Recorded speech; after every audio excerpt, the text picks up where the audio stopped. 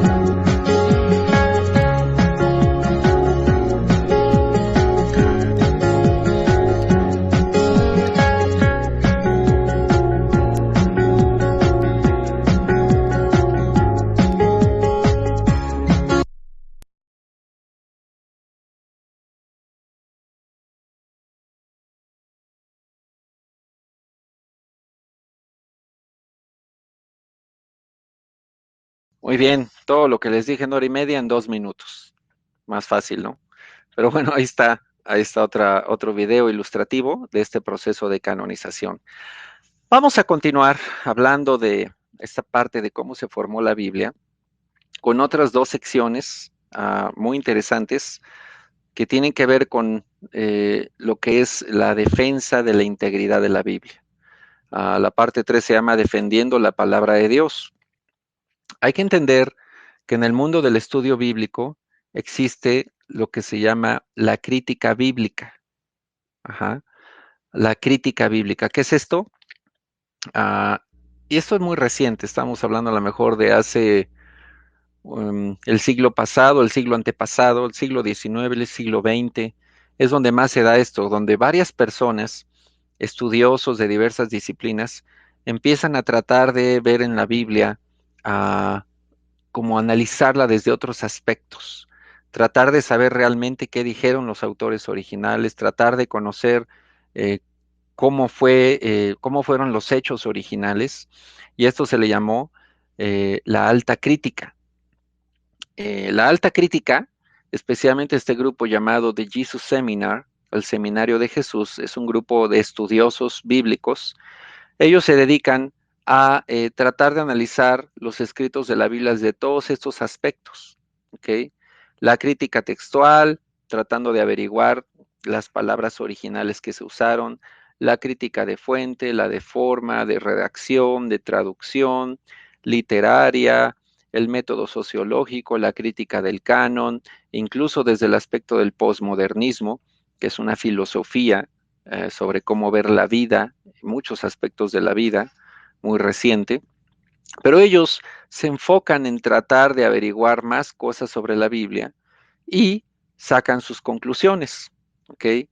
Um, Todos los métodos que estás viendo aquí componen lo que se llama la alta crítica, excepto la crítica textual.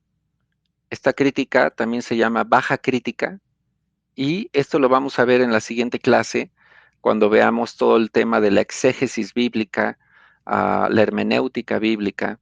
Ahí vamos a hablar de la crítica textual, que es el esfuerzo por conocer lo que realmente dijeron los autores originales, ¿no? Ir a los idiomas originales. Pero todos los demás aspectos los ha manejado este grupo que se conoce como la alta crítica. ¿Y qué hacen ellos? Investigan los libros de la Biblia y los comparan con otros textos escritos en el mismo tiempo que se escriben los libros de la Biblia. Pero el problema es que trata la Biblia desde el inicio como un texto creado por seres humanos en un tiempo histórico y por motivos 100% humanos. Sacan de la foto a Dios. Tratan a la Biblia como un libro meramente histórico, humano, pero no de inspiración divina. Ese es el gran problema con la alta crítica. Entonces, si sacas a Dios de la foto y tratas de estudiar la Biblia sin creer que es inspirada por Dios, obviamente empezamos a encontrar muchas aparentes razones por las que se escribieron esos libros y empezamos a encontrar muchos problemas de, de redacción o de historia o de fechas, porque no se considera el factor Dios. La baja crítica, como les decía, es la crítica textual, que es mucho más sana, porque se enfoca en estudiar los manuscritos antiguos para determinar tan cerca como sea posible la lectura original de la escritura. Esto es muy bueno y esto es parte de lo que se conoce como el proceso de hermenéutica bíblica. Hay crítica textual del Antiguo Testamento y del Nuevo Testamento, porque en ambos tenemos que hacer un esfuerzo de ir a ver los idiomas originales, no lo que dice la Reina Valera, no lo que dice la Biblia de Jerusalén, sino ir a ver los idiomas originales para ver qué dicen. Y esta es la que usamos más para definir la confiabilidad de la Biblia, la baja crítica. Desafortunadamente, la alta crítica, por porque su punto de partida es que Dios no inspiró esos libros, pues se mete en problemas serios y desvirtúa las escrituras. Vamos, desde el punto de la baja crítica, vamos a preguntarnos, ¿es confiable el Antiguo Testamento? Y aquí vamos a hablar algo de que estábamos mencionando hace rato, de los masoretas. ¿Por qué es confiable el Antiguo Testamento? Me refiero al que tenemos hoy al alcance, al que tú puedes comprar una Biblia y ver tu Antiguo Testamento. Bueno, ¿es confiable lo que tienes ahí en la mano? Primero que nada hay que considerar la escrupulosidad de los masoretas. Como les dije, estos son escribas o copistas profesionales judíos que fueron muy meticulosos, eran eruditos también en el Antiguo Testamento, y entre el 500 al 900 después de Cristo estuvieron siguiendo reglas de copiado. Siguieron muchas de estas reglas para preservar el texto, y al final la obra que concluyeron se llamó el texto masorético. Aparte de las reglas de copiado, como les dije, añadían vocales, algunas palabras para mejor pronunciación, entonces se convierte como en el texto hebreo, pues por excelencia de esa época, lo que hicieron los masoretas. Pero las reglas de copiado que mantuvieron fueron muy estrictas, entonces eso garantizaba que la nueva versión o la nueva copia que había del texto bíblico era confiable, ¿no? La otra la quemaban de una forma ritual, pero la nueva que generaron era confiable. No traía errores de copiado por las prisas y ese tipo de cosas. También hay otros escritos antiguos para lo que refiere a la religión judía. Está la Mishnah, que es la traducción judía y una exposición de la ley fecha en el 200 después de Cristo. Muchas citas del Antiguo Testamento son similares al texto actual. Obviamente aquí se cita el Antiguo Testamento y se compara con el texto moderno y se ve que son muy similares. Estas tradiciones judías son lo que Jesús criticó en los evangelios con respecto a los fariseos, cuando les dijo que ellos tenían muchas reglas y que seguían tradiciones humanas. Para los fariseos había dos tipos de leyes, la ley oral y la ley escrita. La ley escrita pues, era el Pentateuco, La ley oral eran las interpretaciones de los rabíes judíos al Pentateuco, y las dos los consideraban como palabra de Dios. Entonces, esas interpretaciones orales se pusieron por escrito después en la Mishnah. Ajá. Y pues era lo que Jesús criticaba, que ellos seguían tradiciones humanas y habían olvidado la palabra de Dios. El Talmud son comentarios judíos a la Mishnah, ahora sí que comentario de la interpretación, escrito entre el 200 al 500 después de Cristo, y también citan al Antiguo Testamento. Los Targums arameos, estos son paráfrasis del Antiguo Testamento hebreo, usadas para lectura oral en sinagogas. Paráfrasis es como platicar un poquito el texto original. Por ejemplo, la traducción del lenguaje actual de la Biblia se considera una paráfrasis de la Biblia, es como una Biblia platicada. No es una traducción precisa del texto original, sino es como una Biblia hablada en un lenguaje actual para que la entiendan mejor. Pero en ese esfuerzo se pierde precisión. La exapla de Orígenes, que es una transliteración al griego de porciones del Antiguo Testamento.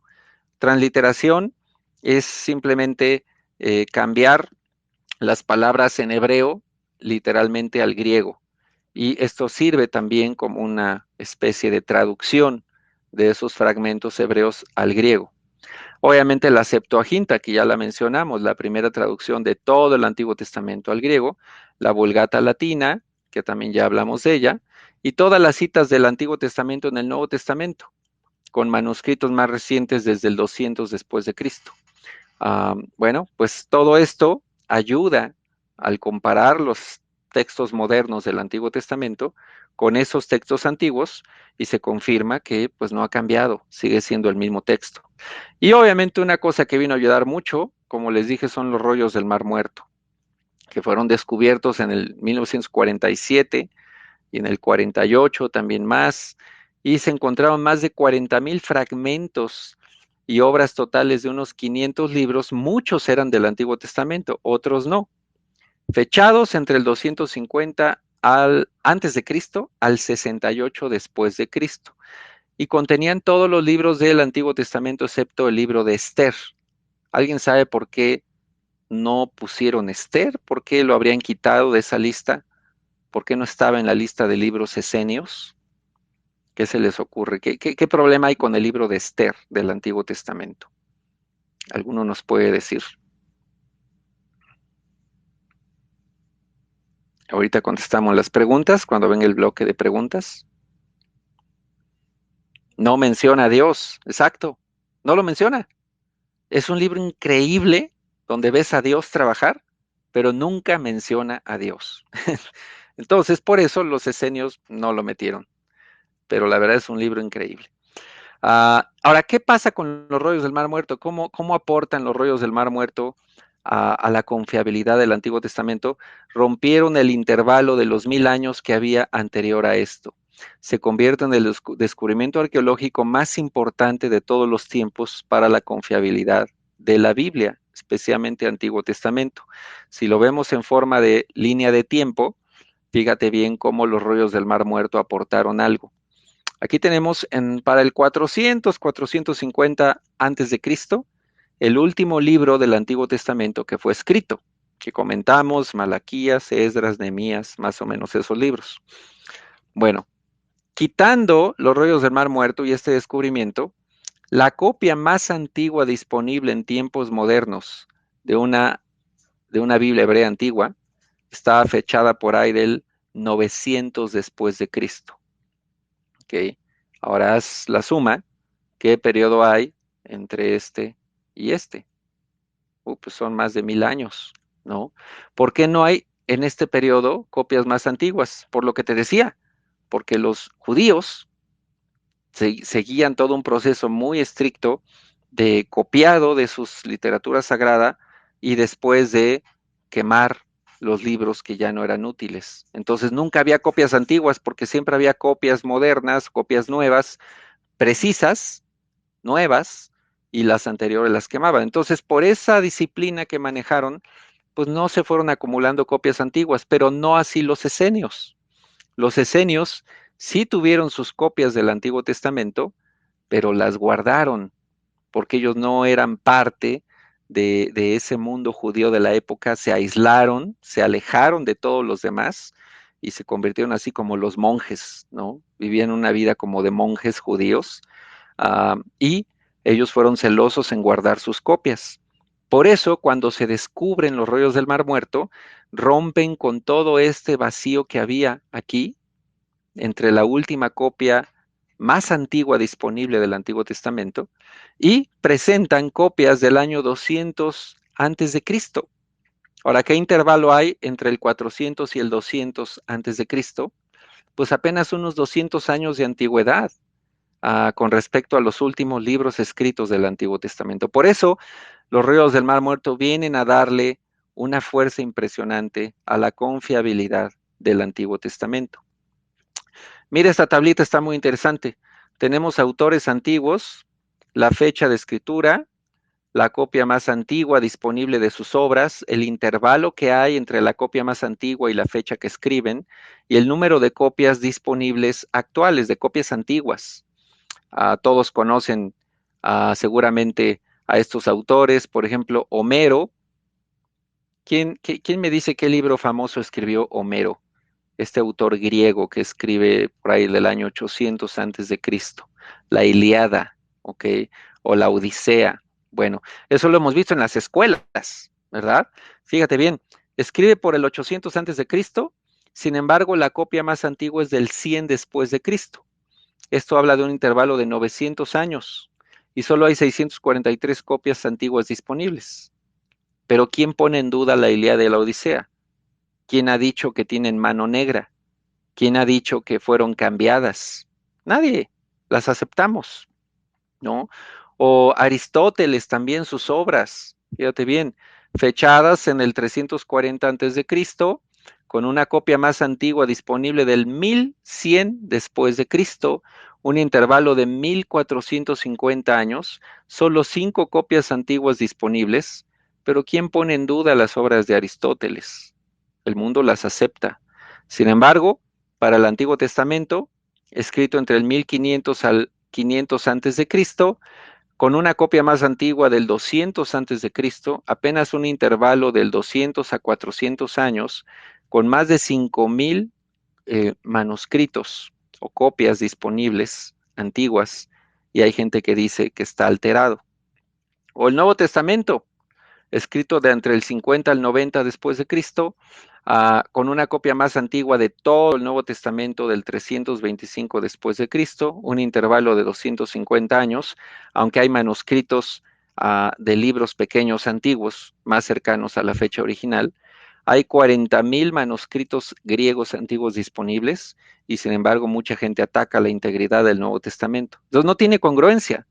Aceptamos que obras de grandes autores antiguos son válidas y son íntegras, pero atacamos la integridad del Antiguo y Nuevo Testamento cuando hay tanta evidencia disponible. ¿Es confiable el Nuevo Testamento? Bueno, aquí fue diferente la cuestión con respecto al Antiguo. Como les dije en el Antiguo, había mucha rigidez en cómo hacer las copias, pero en el Nuevo no. En el Nuevo Testamento, los que copiaron las cartas, muchos de ellos no eran escribas profesionales, no se dedicaban a eso.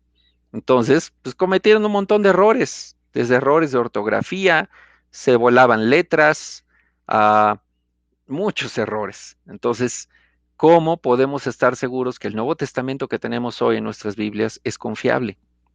Hay varias, hay varias razones por las cuales podemos confiar. La primera, las técnicas antiguas de memorización palabra por palabra de la tradición oral. Sí, ah, por ejemplo, algunos autores como Birger Gerhardsson, en su libro Memoria y Manuscrito, Tradición Oral y Transmisión Escrita en el Judaísmo Rabínico y el Cristianismo Primitivo, ahí él expone que los rabíes en el siglo II y también en el I después de Cristo enseñaban técnicas de memorización a sus discípulos, quienes recordaban palabra por palabra todo. ¿Ok? Para la época de Jesús, cuando un judío de su época seguía a un rabí, se le enseñaba tienes que memorizar lo que dice tu rabí, tienes que estar alerta, tienes que recordar sus palabras. Había técnicas que ellos usaban y con Jesús no fue la excepción. Ahorita estoy compartiendo con mi región, acá la parte de la iglesia donde servimos, mi esposa y yo, un taller que se llama, o una serie de predicaciones dominicales que se llama El Rey Jesús. Y justamente mañana voy a hablar de cómo Jesús entrenó a sus discípulos y voy a mencionar esto, que era común en la época que cuando ibas a seguir a un maestro, tenías que aprender a memorizar sus palabras.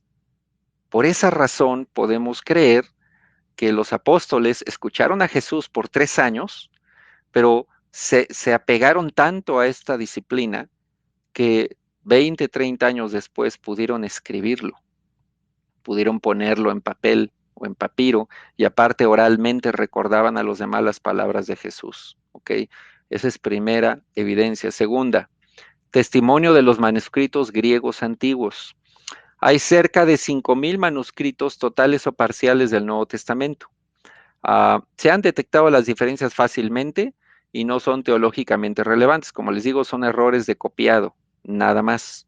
Pero la idea se queda ahí. Y están fechados desde el 125 después de Cristo, que es el manuscrito más antiguo o el fragmento más antiguo de manuscrito disponible, hasta finales de la Edad Media. Y cuando revisas esos manuscritos griegos y los comparas con las Biblias modernas griegas del Nuevo Testamento, se pueden detectar esas diferencias y ya están clasificadas, de hecho, por los estudiosos del griego del Nuevo Testamento. Y la conclusión es, no está alterado, no está manipulado, no está controlado. Simplemente hubo errores de copiado, pero al final el texto quedó bien. 3. Testimonio de las traducciones y versiones antiguas. Ok, existen más de 9,000 copias de versiones antiguas, que son traducciones del Nuevo Testamento a otros idiomas, y todas dan testimonio al texto griego.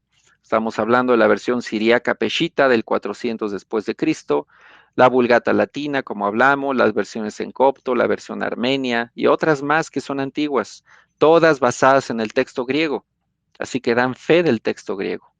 Y 4, que este es muy valioso, el testimonio de los padres de la iglesia primitiva.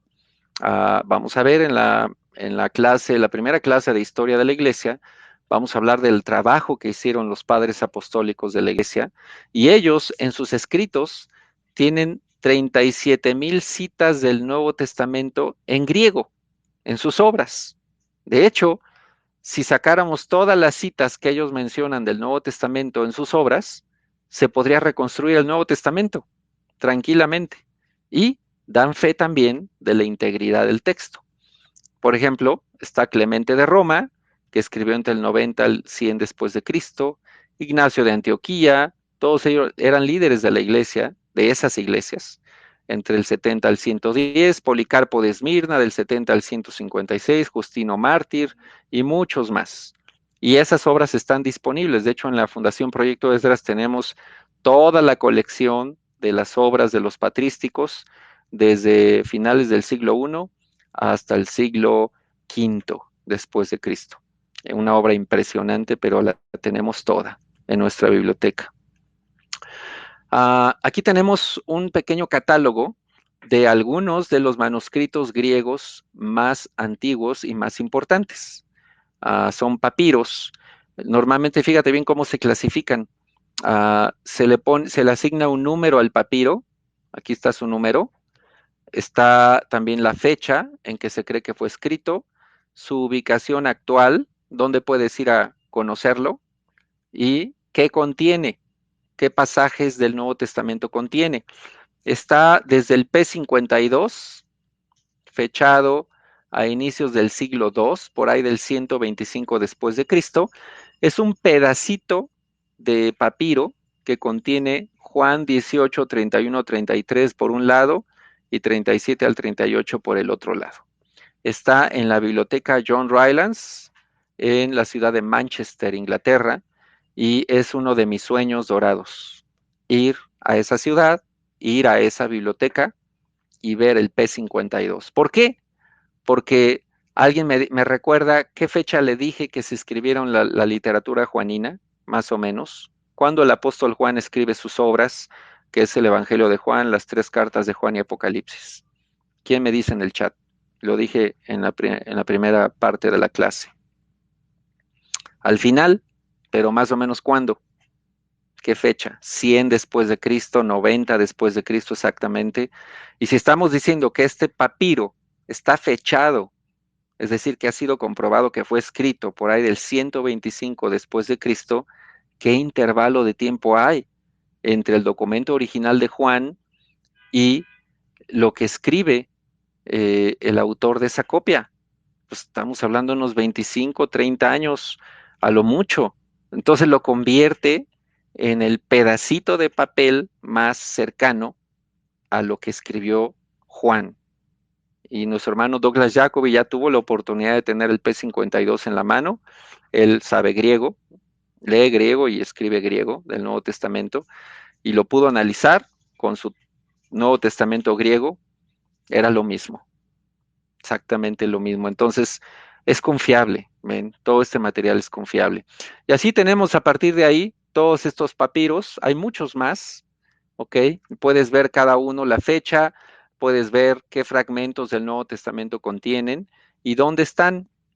No veo por ahí ningún museo mexicano, ¿verdad? No está en el de antropología, o pues no, esto está en Europa, entonces ni modo, hay que ir allá para conocerlos. Pero bueno, un buen libro donde puedes encontrar un catálogo completo e incluso los textos completos es este, el texto de los manuscritos griegos del Nuevo Testamento. Ah, Obviamente está en inglés, pero bueno, trae los textos en griego de estos manuscritos. Es un buen recurso de referencia. Resolviendo dudas comunes con respecto a la Biblia. Esto es lo que personas, pues típicamente dicen de la Biblia, es gente que no conoce la Biblia, es lo que anda mencionando. Por ejemplo, la Biblia está llena de contradicciones. Preguntan si está en Internet. No, no lo creo, pero está en el sistema Logos, el software bíblico Logos, ahí sí está. La Biblia está llena de contradicciones. Sí, no, yo leí en el muy interesante. Yo vi el otro día en YouTube un documental y vi este National Geographic. Sí, a veces la gente cree más en eso. Bueno, ¿qué hay que hacer con personas que afirman esto? A ver, dime una, nombra una contradicción. La mayoría no lo puede hacer porque no saben lo que están diciendo. Hay que entender que la Biblia es una revelación consistente, sin inconsistencias externas, es decir, evidencias y hechos conocidos, negados, y tampoco internas, donde el mensaje no se contradice. La Biblia es consistente. Hay que estudiarla bien, hay que ver los contextos, hay que seguir las reglas de estudio bíblico, pero al final, cada aparente contradicción se resuelve, pero es muy ligero decir está llena de contradicciones. Por eso dice acá, las contradicciones se aclaran al estudiar mejor el texto específico. Yo he tenido que aclarar contradicciones que yo mismo he encontrado, pero simplemente haciendo un estudio serio, siguiendo las reglas de hermenéutica, puedes encontrar una explicación. Y es lo que vamos a estudiar el siguiente sábado, cómo estudiar la Biblia. También hay personas que dicen, no, es que hay diferencias entre versiones. Eso quiere decir que eh, la Biblia está manipulada, está cambiada, está alterada. Yo por eso no la leo, porque la Biblia tiene errores. Bueno, hay que entender que ninguna traducción moderna del texto hebreo o griego es perfecta. Al final son traducciones. ¿Ok? Aún si hoy tuvieras un texto en inglés y pones a tres mexicanos que hablan inglés a traducirlo, es muy probable que los tres te van a dar una versión diferente del mismo texto en inglés. Así funcionan las traducciones. Entonces, por eso ninguna traducción moderna en español, en inglés, en francés es perfecta, porque finalmente solo es una traducción humana. ¿Ven? El texto griego, hebreo y arameo original, ese es el texto, pues digamos que original, el puro.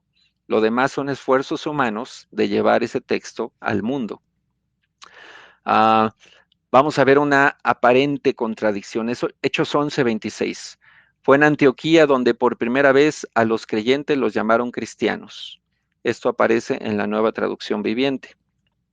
En la Biblia textual dice, y los discípulos fueron llamados cristianos por primera vez en Antioquía. ¿Ok? Vemos que hay una diferencia en la manera como se plantea, pero eso no significa que esto es un error, es una manipulación humana, es mano negra. Simplemente en los esfuerzos de traducción se presenta diferente. No es una contradicción al texto original, simplemente es una forma de traducir diferente. Y también hay que ver la filosofía detrás de cada traducción.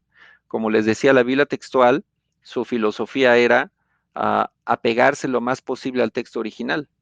La nueva traducción viviente, la NBI, la Dios habla hoy, su filosofía es tener un lenguaje más accesible para la gente. Entonces, por eso siempre tenemos que entender, a ver, esta versión, ¿bajo qué punto de partida se hizo? ¿Cuál es su filosofía? ¿Qué quieren lograr? Y entonces de ahí tú ya decides para qué te sirve esa versión. ¿Ok? Entonces la recomendación es siempre compara varias versiones, no te cases con una. Por muchos años en nuestra iglesia solo la Dios habla hoy era como la versión oficial, pero no, no hagas eso. Lee varias. Yo, como te digo, en mis estudios personales de la Biblia, cuando me preparo para una clase, estudio normalmente 8 versiones al mismo tiempo, en modo electrónico.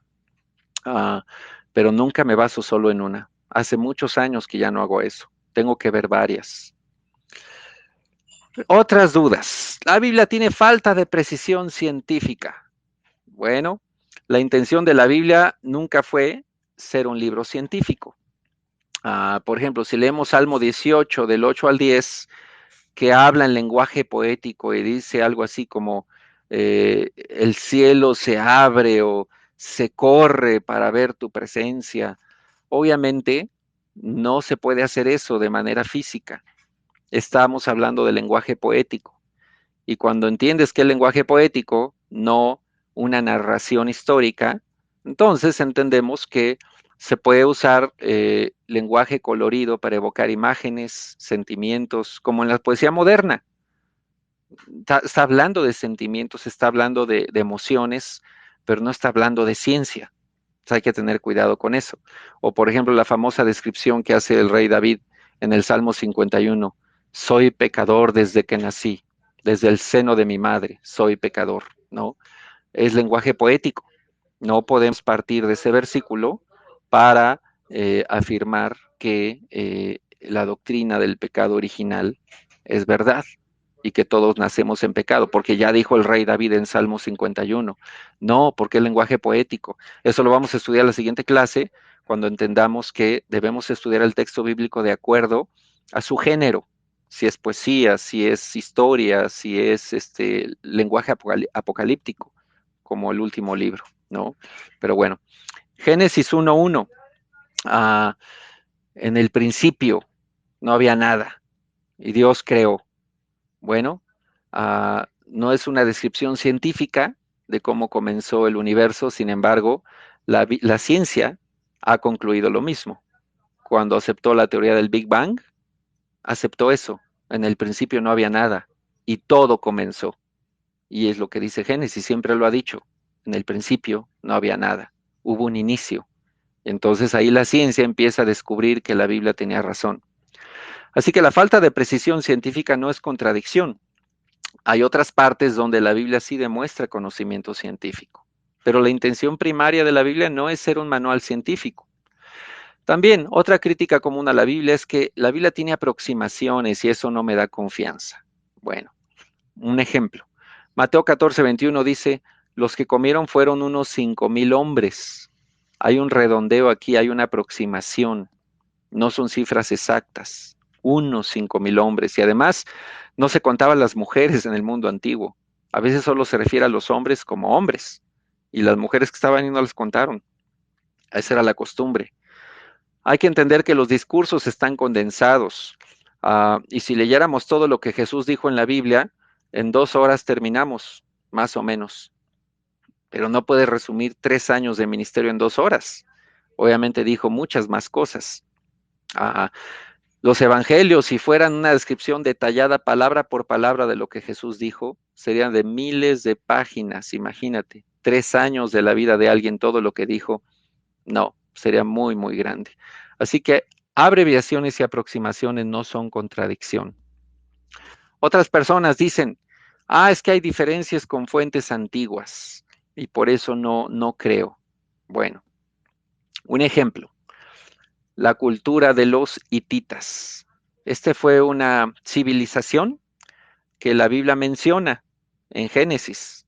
Sin embargo, por muchos años no hubo evidencia alguna de que esa cultura haya existido. Fue hasta 1906 que se descubrió una ciudad de los hititas, la capital del imperio hitita. Y ahí encontraron tablillas y registros que decían que ellos eran los hititas. Y entonces vinieron a comprobar lo que Génesis había dicho, pero por cientos de años, los críticos decían, no, lo que la Biblia menciona es falso, esa cultura nunca existió, es un invento. Pero de repente llega la arqueología bíblica y lo demuestra. Varios casos similares se han resuelto así por arqueología bíblica. La existencia de Pilato, que fue dudada hasta que se descubrió una piedra que mencionaba a Pilato. La existencia de la piscina de Bethsaida también ya se descubrió. El lazo familiar de Santiago y Jesús también ya se descubrió en el osario de Santiago. Ahí viene descrito hermano de Jesús. Bueno, entonces la arqueología bíblica a mí me encanta, es una disciplina fascinante y ha venido a comprobar muchas cosas que la Biblia ha dicho siempre, pero con el tiempo se ha ido demostrando. Otra crítica común es la gente que dice, es que la Biblia tiene diferencias cronológicas. Por ejemplo, Mateo 4, cuando habla de las tentaciones de Jesús, el orden es este. Primero la tentación de piedra en panes, luego la parte alta del templo, luego las riquezas del mundo. Pero en Lucas 4 dice las piedras en panes, riquezas del mundo y la parte alta del templo. Está cambiado. Entonces, ¿eso significa que está alterada? No, tampoco. Simplemente los evangelios son diferentes perspectivas de lo mismo y están sujetos a cómo el autor las relata, pero no afecta eso la confiabilidad del hecho, de lo que pasó, solamente lo está describiendo de una forma diferente. Otras críticas. Hay variantes menores de un manuscrito a otro, ¿ok? Por ejemplo, aún en las versiones modernas se ve esto. Marcos 5.1, la Nueva Biblia de los Hispanos dice a la tierra de los Gadarenos. La NBI dice a la región de los Gerasenos. Otros manuscritos dicen Gerasenos con U o Gerasenos, Gerasenos o Gergesenos. Pues, ¿cuál era? ¿Cuál de las cuatro opciones es? Bueno, pues hay que entender, como les dije, ningún manuscrito del Nuevo Testamento es una copia exacta del original. Y las buenas versiones de la Biblia, cuando se presentan estas diferencias, te dan alternativas. En la parte inferior te presentan alternativas, ¿ok? Entonces, una buena Biblia de estudio te va a dar ante una palabra difícil, te va a dar una alternativa de traducción. Y con eso se arregla el problema. O también otros dicen, no, es que la Biblia tiene errores de tiempo. Por ejemplo, Mateo 27:45, en la Nueva Biblia de los Hispanos dice, desde la hora sexta o mediodía hubo oscuridad sobre toda la tierra hasta la hora novena, y entre paréntesis 3 p.m. Algo buena de esta versión es que te da entre paréntesis una traducción alternativa a lo que ellos tienen como traducción. Y si nos vamos a Juan 19:14 dice, y era el día de la preparación para la Pascua, eran como las 6 de la mañana, hora romana, estaba ante Pilato. Entonces Jesús es crucificado, acá dice Mateo 27:45, desde la hora sexta hasta la hora novena, pero acá en Juan 19 nos dicen que a las 6 de la mañana. Entonces aquí entramos en dos sistemas de tiempo diferentes. Juan está usando el sistema de tiempo romano, mientras que Mateo está hablando como los judíos hablaban del tiempo. Entonces, si no entendemos esa diferencia, vamos a ver que hay una contradicción de horarios, pero no es eso, es que cada evangelista tenía una intención o una audiencia en mente y les habló a ellos de acuerdo a esa intención. El Evangelio de Mateo fue escrito principalmente para cristianos de origen judío, entonces habló en muchos términos judíos, incluyendo el sistema de tiempo. Y el Evangelio de Juan, el de Lucas, incluso el de Marcos, fueron escritos para una población de corte más gentil, de origen pagano. ¿Okay? Entonces usan otro sistema de tiempo, el que ellos conocían. Esa es la explicación. Mateo usó el sistema judío, donde la hora sexta era igual a mediodía y la hora novena eran las 3 de la tarde. Y Juan, escrito para no judíos, usó el sistema romano, donde la hora sexta era como nosotros, las 6 de la mañana. Esa es la explicación. Son sistemas de tiempo diferentes, mas no son contradicciones. Otra gente dice, es que hay de 200 a 300,000 errores en los manuscritos del Nuevo Testamento. Pues sí, sí los hay. Y están bien identificados y son errores de copiados, son errores gramáticos, no son errores doctrinales. ¿Por qué? Pues por lo que les dije, que los copistas no eran cuidadosos, no eran gente profesional, entonces normalmente, pues sí, se equivocaban al copiar algo, pero están detectados. Entre tantos manuscritos que hay, los estudiosos han identificado esos errores, los tienen bien clasificados. Ya cuando los vas eliminando, en realidad encuentras que son solamente algunas variantes entre manuscritos, que hubo cambios menores para mejorar el texto, pero ninguno altera la doctrina básica del pasaje. Eso es también lo que se ha estudiado. Ninguno altera la doctrina básica del pasaje. ¿Cuáles son lo que podemos llamar las variantes verdaderas? Las que de a de veras son variantes y que están registradas en las mejores Biblias de estudio. Por ejemplo, Juan 7, 53 al 8, 11. Esta historia de una mujer y Jesús no aparece en el P66 de los siglos 2 y 3, en el P57 del siglo 3, en otros manuscritos como el Aleph A, B y C. Se incluye hasta el siglo V, VI, y se cree que fue una tradición genuina insertada. ¿Ok? Así que ojo con este pasaje. En una buena Biblia de estudio va a aparecer así, mira, entre corchetes, empieza la historia, y en Juan 8:11 cierra los corchetes. Y va a haber un asterisquito por acá, y luego te vas al final de la Biblia y ahí te dice que eso no está en los manuscritos más antiguos. Es una variante verdadera. Otra es Hechos 8:37, ¿ok? Esto me parece que es cuando se bautiza el eunuco, el etíope. Y es una pequeña frase que no aparece en los manuscritos más antiguos del siglo III después de Cristo y anteriores, aparece hasta el siglo IV después de Cristo. No estaba en el texto original. Juan 5, 3b al 4, tampoco está en los manuscritos más antiguos de los siglos II y III y otros más. Y Mateo 16, 9 al 20, Marcos 16, 9 al 20, este pasaje es clave porque habla de, y los que en mi nombre, esto y el otro, podrán tomar serpientes y no los morderán, podrán tomar veneno y no les pasará nada. Bueno, los códices Sinaítico y Vaticano no lo incluyen, tampoco está en la versión antigua siria, se encuentra hasta los siglos V y VI después de Cristo, que quiere decir que fue agregado después. Sin embargo, hay iglesias de corte cristiano que basan una gran parte de su actividad en Marcos 16, 9 al 20. Por ejemplo, hay iglesias en Estados Unidos que manejan serpientes dentro de su servicio y el pastor se cuelga serpientes aquí y saca una caja con serpientes y dicen, como dice Marcos 16, 9 al 20, si una serpiente te muerde no te pasará nada. Y algunos ya se han muerto porque los han mordido serpientes. Pero resulta que esa sección no está en los manuscritos más antiguos, entonces no es confiable para basarse en desarrollar una doctrina tan seria como que te muerda una serpiente o no. ¿Ven? Así que estas son las variantes verdaderas. Pueden ir escribiendo sus preguntas en el chat, ya hay varias, ahorita las vamos viendo. Ya vamos a ir terminando. Resolviendo otras dudas comunes, hay gente que dice, la iglesia escondió muchos libros. Como les dije, que los medios nos han estado bombardeando con esta idea. Es que la iglesia ha ocultado los libros porque no les conviene que sepan la verdad. ¿A qué libros se refieren? Pues a los apócrifos y los pseudoepígrafos que ya vimos que son. Ya revisamos que estos libros extras nunca estuvieron en el canon, que llegaron muy tarde a la escena, Algunos tienen hasta 400 años después de lo que supuestamente relatan.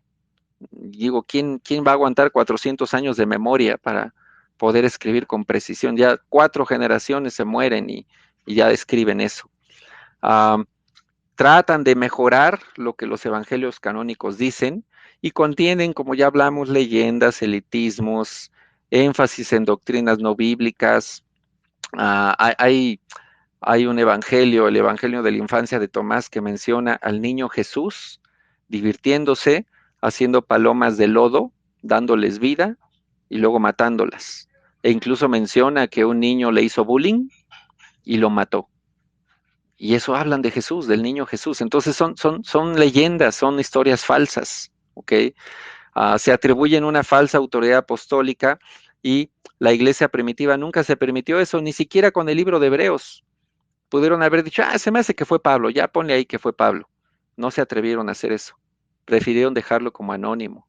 Sin embargo, los autores de estos libros se tomaron muchos derechos que no les correspondían.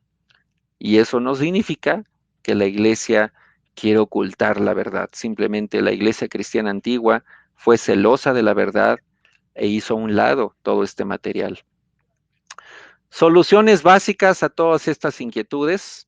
Siempre busquemos ambas caras de la moneda. Pasajes como Romanos 3:28 y Santiago 2:24 se complementan. Chécalos, te lo dejo de tarea. También busquemos información perdida, como lo que les dije, los diferentes sistemas cronológicos que se usaron en los evangelios. Eso solo con herramientas externas lo entiendes, pero si solo lo lees así, no lo vas a entender. También hay que cuidar suposiciones. Por ejemplo, Deuteronomio 34 menciona que Moisés fue el hombre más humilde de la tierra, pero ¿quién escribió Deuteronomio, se supone? A ver, ¿quién escribió Deuteronomio? Dígame en el chat. Moisés. Ahora, ¿te imaginas que Moisés mismo escribió Deuteronomio 34 diciendo, Moisés fue el hombre más humilde en la tierra? Pues ya no fue humilde, ¿no? Entonces, obviamente, no, él no escribió esa parte, a alguien lo añadió, ¿ok? Pero se aceptó. La edad de la tierra, otra suposición. Hay gente, especialmente grupos evangélicos conservadores, que todavía creen que la idea tiene 5,000 años de antigüedad, que es lo que la Edad Media se enseñaba en ese tiempo, pero no viene eso en la Biblia. Esa es una suposición. Otra suposición, los 3 reyes magos, Mateo 2:11, nunca fueron 3, nunca menciona que fueron 3. Otra, los ángeles con alas. Bueno, esa es una imagen del renacimiento. En realidad, las menciones de ángeles en la Biblia son más como seres humanos. Algunos ni los reconocieron como ángeles hasta que hicieron algo sobrenatural. Otro punto, hay que tener un poco de imaginación. Por ejemplo, Mateo 27:5 dice que Judas se ahorcó y Hechos 1:18 dice que Judas cayó de cabeza, se reventó y se le salieron las vísceras. ¿Cuál de los dos fue verdad? Pues las dos. Te imaginas un hombre ahorcado que lleva varios días ahí, se cae, el cuerpo ya está en estado de descomposición, explota. Bueno, ya aquí les cuento más, ¿no? Pero esa es la idea. Entonces ambas son real, pero son desde perspectivas diferentes. Otro, hay que pensar en el contexto histórico y social. Uh, Mateo 27:5 dice que un centurión pidió a Jesús, pero Lucas 7:3 dice que un centurión mandó a otros. En el contexto social, en el contexto histórico de la época, uh, que un centurión mandara a uno de sus soldados a pedirle algo a Jesús equivalía a que él mismo se lo pidió. Entonces, desde la perspectiva judía, el centurión le pidió a Jesús. Desde la perspectiva de origen gentil, porque Lucas había sido gentil, no fue judío, el centurión mandó a otros. Todo es una cuestión de perspectiva histórica y social. Y otras soluciones, buscar pasajes paralelos siempre. Cuando hay un pasaje conflictivo, busca un pasaje paralelo que nos pueda dar más luz sobre el mismo. Hermanos, con esa parte terminamos lo que es esta clase a las 11:30 de la mañana. Como les digo, a veces terminamos un poco antes. Viene ahorita la parte de preguntas. Pero el objetivo fue ayudarles a entender el proceso de canonización y también cómo defender la integridad de la Biblia. y algunas explicaciones a dudas comunes que hay sobre la integridad de la Biblia. Ahora sí voy a revisar sus dudas y si tienen dudas pueden escribirlas. Voy a revisar aquí. Pregunta: ¿existen referencias arqueológicas que confirmen los contenidos bíblicos? Claro, muchas. Como les digo, una gran materia de estudio es arqueología bíblica. Algo que lamento de este programa Conoce es que no pudimos ya meter una clase sobre arqueología bíblica. Me hubiera gustado porque está muy bueno. Hay muchos descubrimientos que vienen a ayudar, pero vas a encontrar algunas de esas referencias en las clases de panorama del Antiguo y del Nuevo Testamento. Pero hay muchas referencias y hay libros completos que hablan de esto. El Corán no tiene errores. Cuando veamos el tema del Islam, que hay una clase dedicada a eso, vamos a hablar del Corán y sí tiene errores. Hicieron un documental, ¿ok? ¿Por qué se agregaron esos textos después? Me imagino, deciré que te refieres a, a esos fragmentos, esos versículos que fueron agregados. Lo que se cree es que los cristianos primitivos, en su afán de darle una mejor explicación al texto, se atrevieron a agregar algunas explicaciones, pues, que no estaban en el texto original, como la de Hechos 8:37, cuando Felipe le dice, le predica al etíope, y el etíope dice, bueno, aquí hay agua, ¿no me podría yo bautizar? Y el versículo 37 es el que sigue, el desaparecido en varias versiones, búsquenlo en su Biblia, a lo mejor no está, se brinca hasta el 38, pero en el 37 dice algo así como, bueno, pues si crees, puedes, pero no aparece en la mayoría de las versiones. Entonces, como que hubo un afán de tratar de dar una mejor explicación y le agregaron eso, pero no afecta el hecho de lo que pasó y no afecta la doctrina. Por eso, simplemente los estudiosos lo dejan como una añadidura, hacen la referencia, mas no es algo que afecte la doctrina central del pasaje. Edgar, ¿me podría recomendar algún buen diccionario griego, quineal, español y hebreo? En la siguiente clase, cuando hablemos de exégesis, vamos a hablar un poquito de material de referencia. Ahí les puedo dar algunas ideas. ¿Ok? El último capítulo de Deuteronomio se cree que lo escribió Josué, exactamente. Buena referencia. Jessica, en Mateo dice que Judas arrojó las monedas en el templo y en Hechos dice que compró un terreno. Ah, bueno, él no compró el terreno, lo compraron los religiosos, los fariseos y maestros de la ley que recibieron las monedas. Compraron el terreno porque no, dijeron que no podían regresar las monedas al tesoro del templo porque estaban manchadas de sangre. Entonces mejor compraron un terreno. En la Biblia NBI no está, ok, me imagino te refieres a Hechos 8:37. ¿Nos podrían proporcionar videos sobre arqueología bíblica de algún diplomado pasado? Ok, déjenme ver si se los puedo añadir en Canvas y ahí les puedo dar material. De hecho, tengo una conferencia muy buena que ni siquiera está en Canvas, está disponible en nuestro website de la fundación, pero se las voy a pegar en Canvas. Una vez vino el doctor John Wilson, que es un académico bíblico muy reconocido, arqueólogo, que ha participado en descubrimientos arqueológicos en Medio Oriente, y vino a México. Lo mandó un discípulo de Los Ángeles, lo recibimos, hicimos una conferencia con él, impresionante. No, fue de lo mejor. Y él ha salido en History Channel, es de los que entrevistan, o sea, muy bueno. Se los voy a pegar y creo que les va a ayudar mucho a entender el valor de la arqueología bíblica.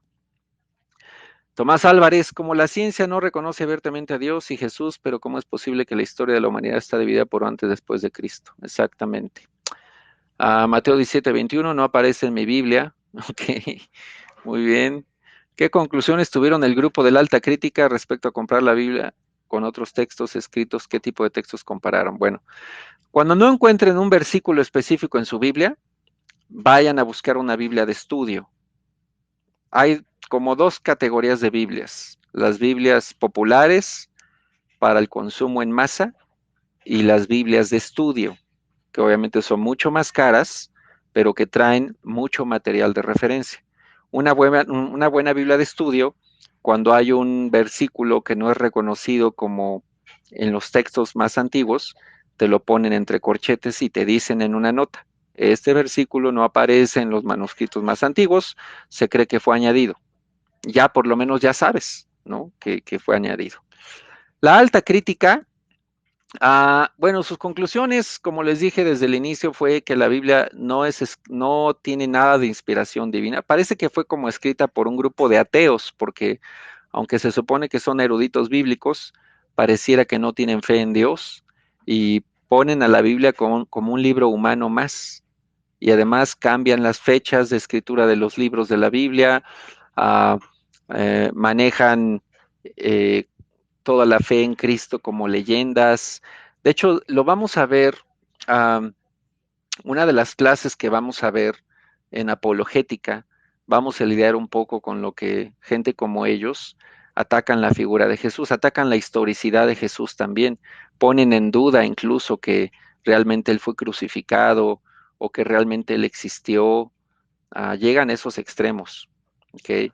Comparan, por ejemplo, la historia de la natividad de Jesús con las leyendas paganas del dios Sol y comparando y concluyendo entonces que Jesús y su historia no es más que una versión judía de la historia egipcia del dios Sol, que también nace de una mujer y que era niño y luego se hace un dios. Ese tipo de cosas son las que concluyen. ¿Ven? ¿Qué datos sugieren que Moisés escribió Job? Ah, chequen bien la introducción que normalmente nunca vemos de los libros de la Biblia, y ahí van a ver muchas referencias a por qué se cree que Moisés fue el autor. Job existió mucho antes que Moisés, era parte, se supone, de la civilización sumeria.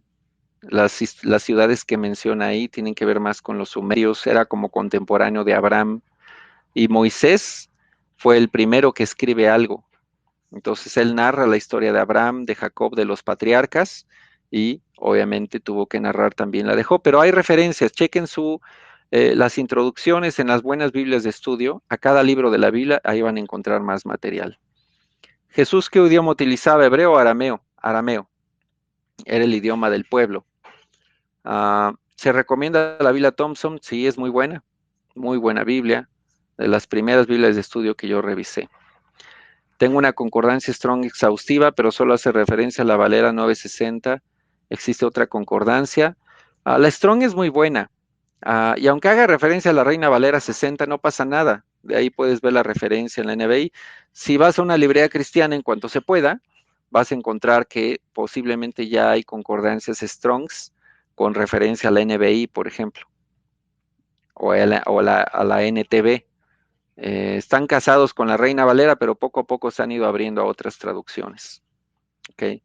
Pero es muy bueno, el sistema de numeración Strong es muy bueno para entender las palabras originales. ¿Este video estará disponible? Sí, se los voy a poner en Canvas, el video de arqueología bíblica, y les aviso vía Canvas. ¿Ok? ¿Algunas dudas más de esto? Porque tengo que darles algunos avisos importantes.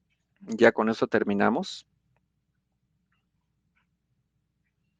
Díganme si hay más dudas del tema. Ahorita vemos lo de Canvas. Si tenemos más preguntas, podemos mandarlas al correo de contacto de la organización o por dónde las mandamos. Pueden hacerlo ahorita. Cuando ya tengamos Canvas, van a poderle escribir directamente a cada instructor y ahí ya los instructores contestamos. Pero mientras no estén dentro de Canvas, háganlo, manden la duda al correo y podemos incluso copiársela a todos yo después en la respuesta para que tengan el material. Rosalía, ¿a qué se refieren cuando dicen Strong? Bueno, Strong fue un señor que desarrolló un sistema de estudio de las palabras antiguas y su sistema se conoció después como el sistema Strong de numeración y hoy hay concordancias bíblicas que usan la numeración Strong. Entonces él a cada palabra en griego, hebreo, arameo que aparece en la Biblia le asignó un número y con ese número se pueden clasificar mejor. Eso es todo. En las Biblias de estudio buenas, normalmente puedes encontrar algo de la numeración Strong. ¿Cuántos años hay entre el Antiguo y Nuevo Testamento? Pues acuérdense, el último libro escrito del Antiguo fue por ahí del 450 antes de Cristo, y el primer libro escrito del Nuevo Testamento fue por ahí del 45 después de Cristo. Entonces estamos hablando como 100 años de diferencia. Bueno, ¿cuál 100 años? Son 400 años. 400 años aproximadamente. Por eso les llaman los 400 años de silencio. Así se le llama ese periodo también, los 400 años de silencio. Gracias a ustedes. ¿Cuál Biblia de estudio se le hace mejor? Ahorita ya hay muchas, ¿eh? Ya hasta me perdí.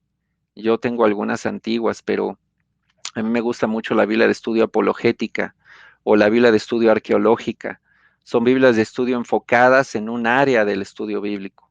Y la apologética y la arqueología bíblica me gustan mucho. Más bien quise decir cómo se cuentan los años del Antiguo y Nuevo Testamento. ¿Cómo se cuentan? Ahí sí no te entendí. Bueno, ok. Ahora sí, voy a pasar a la parte de anuncios. La Biblia del Diario Vivir son buenas, también es buena, es muy buena del Diario Vivir, o la Biblia Arcoíris también. Ah, ahora que en la siguiente clase, como es de estudio bíblico, les voy a mostrar algunas de las Biblias que tengo aquí y los sistemas de estudio que he manejado en varias. Y ahí vamos a hablar más de eso, no se preocupen, ¿ok? De menos a más, ya te entendí. Antiguo Testamento, acuérdate que tiene que ver con la numeración de antes de Cristo, después de Cristo. Cuando estamos hablando del periodo antes de Cristo, siempre es de más a menos.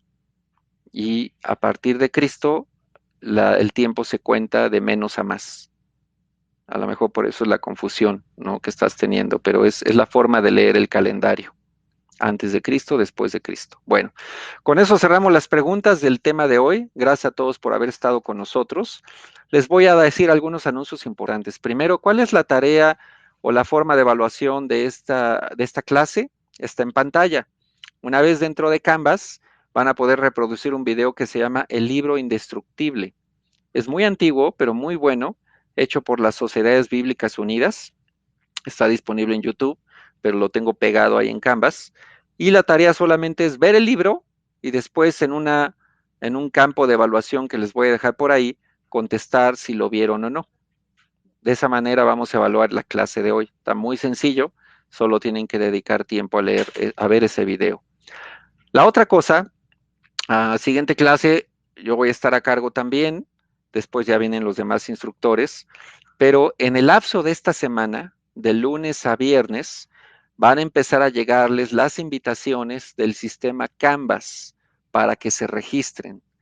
Si se dieron cuenta, ayer mandé un correo donde viene un video tutorial que necesitan ver. Ahí les explico qué hacer con esa invitación que Canvas les va a enviar a su correo, al correo con el que se registraron para el curso. Uh, una vez que te llega la invitación, procésala conforme el video tutorial para que te registres en Canvas y ya que tengas tu usuario Canvas, vas a poder ver nuestro curso ahí adentro. Ahí van a estar pegados los cuadernos de trabajo, los videos de esta clase, los videos que vengan de las demás clases, los documentos extras, los exámenes en línea, los foros de discusión, todo es como una escuela virtual. Es un sistema especial de e-learning o de educación electrónica. Está muy sencillo de usar, no se angustien. Si no tienes mucha familiaridad con sistemas, no te preocupes, está muy fácil de usar, muy intuitivo, muy accesible y también lo puedes ver en tu celular porque también tiene aplicación o en tu tablet. Entonces está muy bueno. Estén pendientes porque les va a llegar. Mientras no me asegure que la mayoría se registre en Canvas, aparte de que entren a Canvas, por correo convencional les va a seguir llegando información que yo voy a enviar. Pero va a llegar el momento en que ya no voy a enviar nada desde el correo de la fundación, sino todo va a ser vía Canvas. Yo pego un anuncio en Canvas y ese anuncio se les manda a sus correos, pero desde el sistema de e-learning. Entonces, yo lo que les pido es que se apuren. Cuando les llegue la invitación a Canvas, regístrense lo más pronto posible para que tengan un usuario y ya puedan trabajar dentro del e-learning del curso. ¿Ok? Si me voy más iluminada. Muy bien, qué bueno. Pues gracias a todos por haber estado. Voy a cerrar lo que es la grabación de hoy. y les agradezco por haber estado en esta primera clase del Diplomado en Estudios Bíblicos Conoce, edición